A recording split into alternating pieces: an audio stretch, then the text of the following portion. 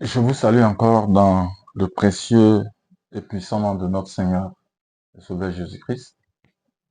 Nous sommes encore là pour continuer nos enseignements sur l'épître aux Hébreux. Nous avions terminé la première partie de notre étude. Nous avions parlé de la supériorité de la personne de Christ. Et nous voulons entamer maintenant la deuxième partie,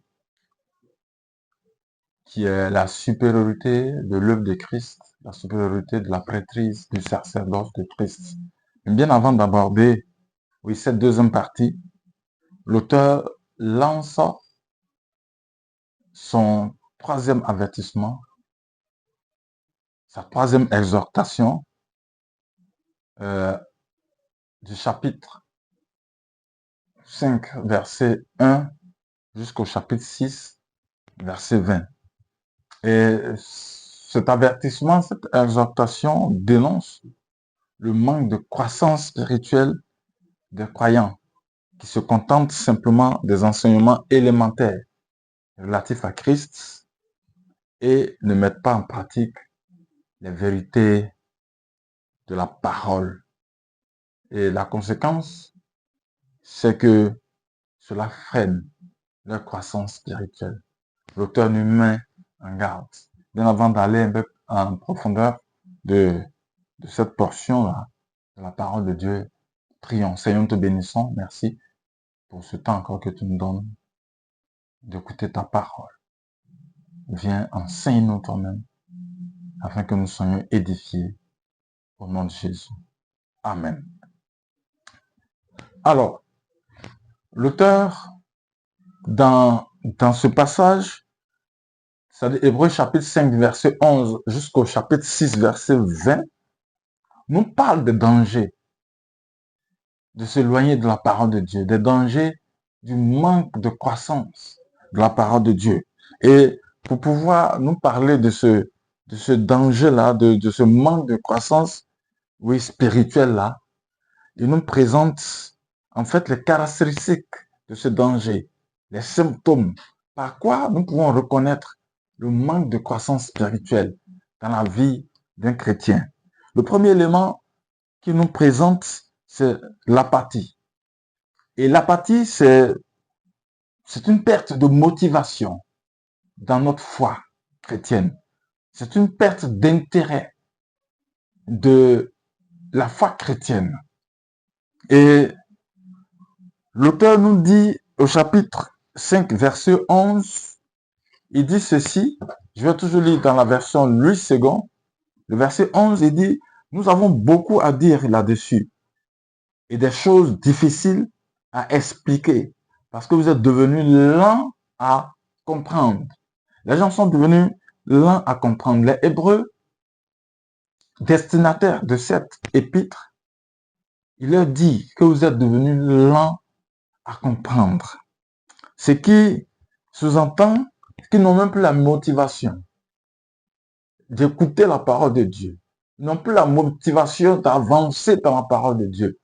Donc, tous les efforts qui sont faits pour leur expliquer la parole de Dieu restent en vain parce qu'il n'y a plus de motivation, parce qu'il n'y a plus d'intérêt pour écouter la parole de Dieu.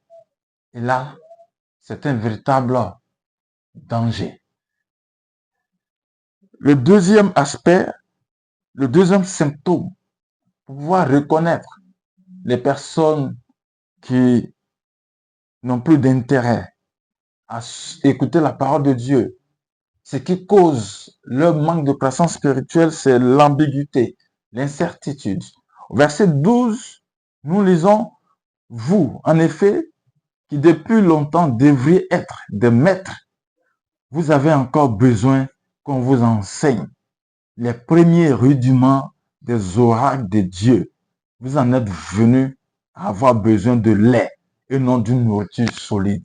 Bien aimé, oui, il dit au destinataire de cette épître que vous, logiquement, qui devrez être maître aujourd'hui dans la parole de Dieu, on est encore à vous donner les rudiments, à vous donner les éléments, je dirais élémentaires, à vous donner du lait au lieu de vous donner la nourriture solide. Et l'apôtre Paul avait déjà reproché cela aux chrétiens de Corinthe. Et c'était danger pour notre marche, pour notre croissance spirituelle. L'ambiguïté, l'incertitude, le manque d'engagement pour pouvoir évoluer. Restez toujours ce bébé spirituel. Restez toujours ce bébé chrétien. Ne pas évoluer. C'est le signe que nous nous éloignons de la parole de Dieu. Nous n'étudions pas la parole de Dieu pour pouvoir évoluer dans la connaissance de la parole de Dieu et devenir des maîtres afin de pouvoir tirer les autres, afin de pouvoir aider les autres. Nous sommes encore au stade où c'est nous qu'on continue d'aider. Mais cela ne marche pas parce que notre intérêt a pris un coup, parce que nous sommes dans l'ambiguïté, nous sommes dans la stagnation totale. Le troisième élément, c'est l'apostasie, c'est-à-dire l'abandon de la foi. Ces personnes qui s'éloignent de la parole de Dieu finissent par abandonner carrément leur foi. Ils finissent par abandonner carrément leur foi. Et le passage qu'il nous a proposé, c'est du verset 4 au verset 6. Le verset 4 au verset 6. Et le verset 6 va attirer beaucoup plus notre attention.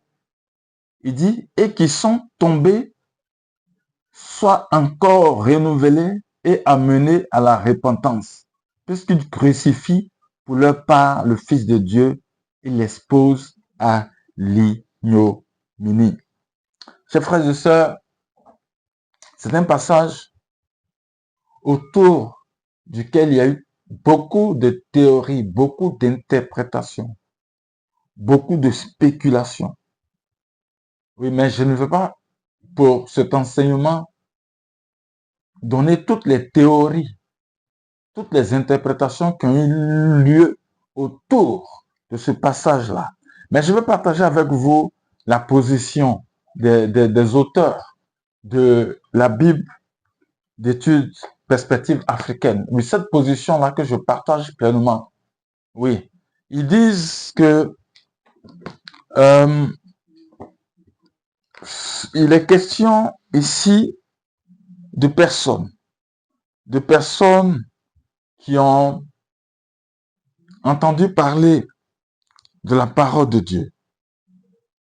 Oui, des personnes qui ont connu Christ, des personnes qui ont goûté à la vie de Christ, à la vie du Saint-Esprit, mais qui ont fini par rejeter Christ. Et la dureté de leur cœur les empêche de pouvoir comprendre cette réalité-là dans leur vie, de pouvoir reconnaître leur rébellion.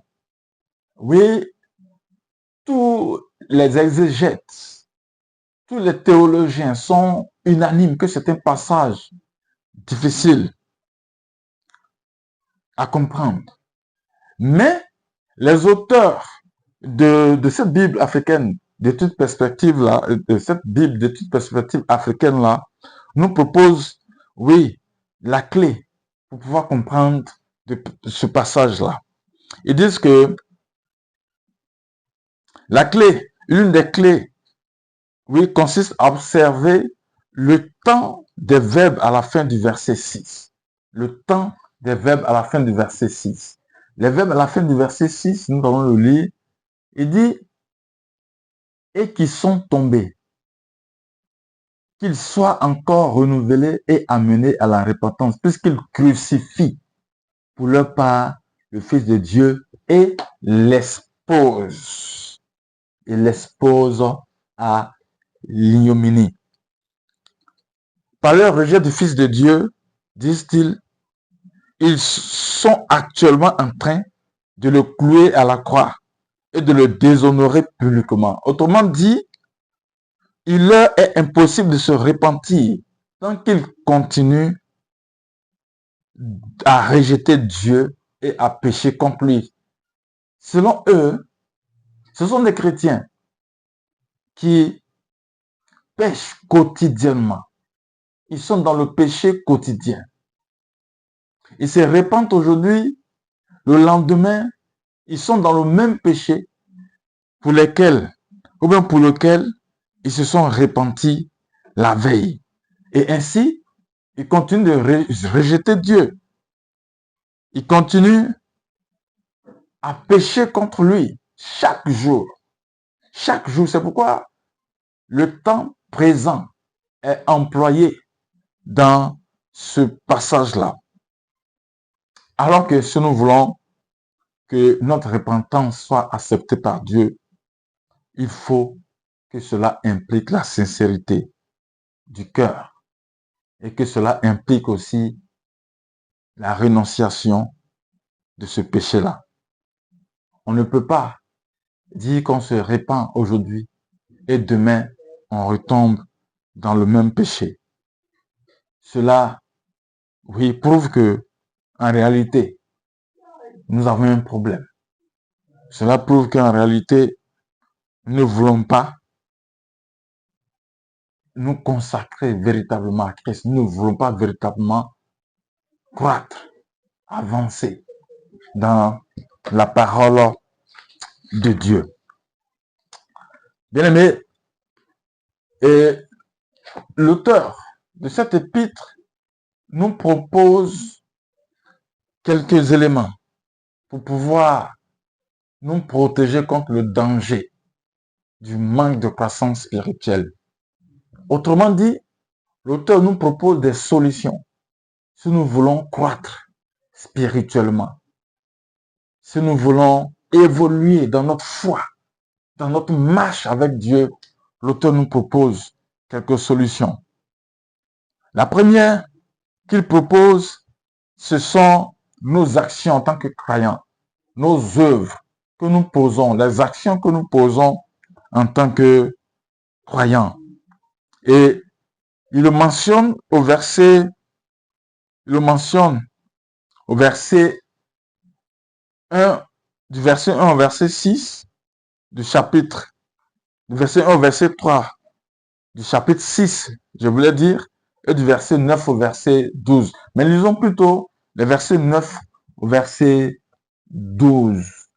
Il dit, quoique nous parlions ainsi, bien-aimés, nous attendons, pour ce qui vous concerne, des choses meilleures et favorables au salut.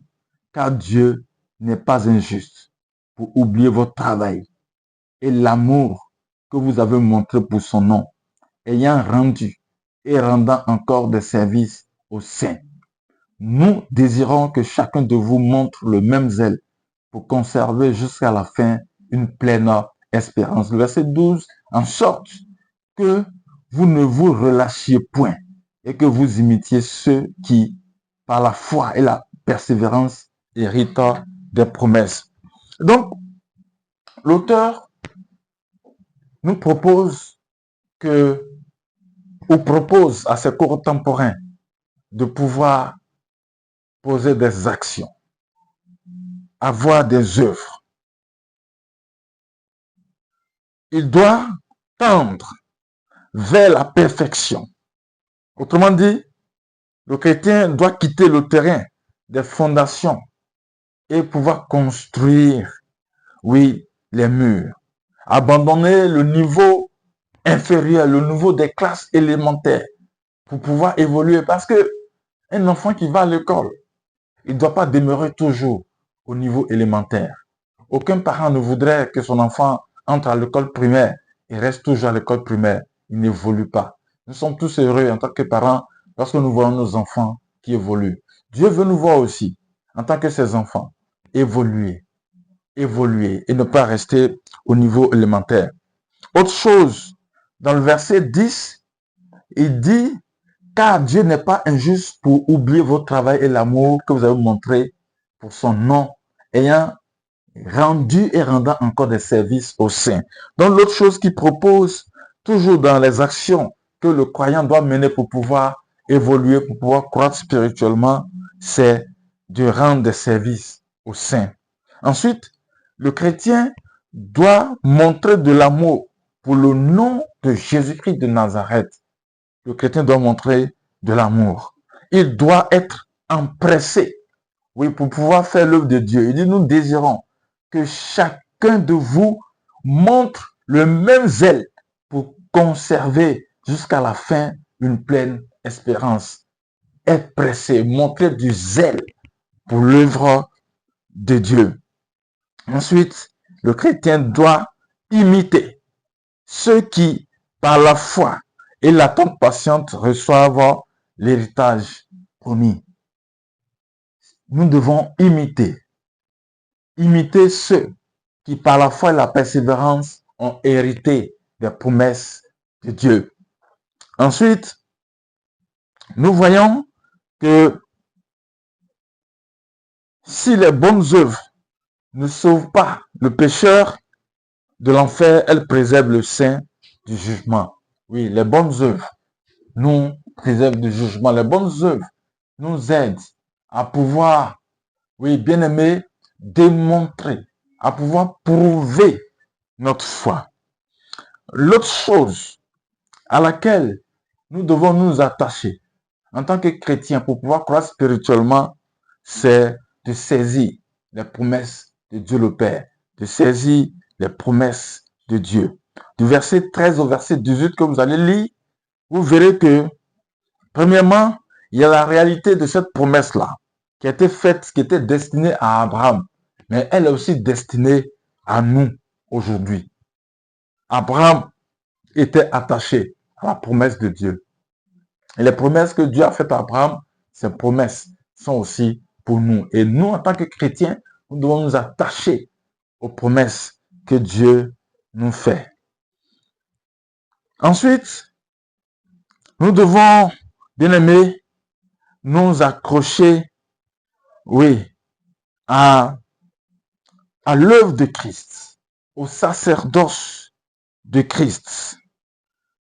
Parce que l'œuvre de Christ, c'est une œuvre totale, une œuvre pleinement supérieure à toute autre œuvre. Cette œuvre-là nous donne, nous ouvre la voie du salut. Et nous devons nous accrocher à l'œuvre de Christ. Du verset 19 au verset 20, il est dit, cette espérance, nous la possédons comme une ancre de l'âme, sûre et solide. Elle pénètre au-delà du voile, là où Jésus est entré pour nous comme précurseur, ayant été fait souverain sacrificateur pour toujours, selon l'ordre de Melchisédek. Et donc l'œuvre de Christ, nous devons nous accrocher à cette œuvre-là. Nous devons croire fortement à cette œuvre-là. Donc, trois choses essentielles.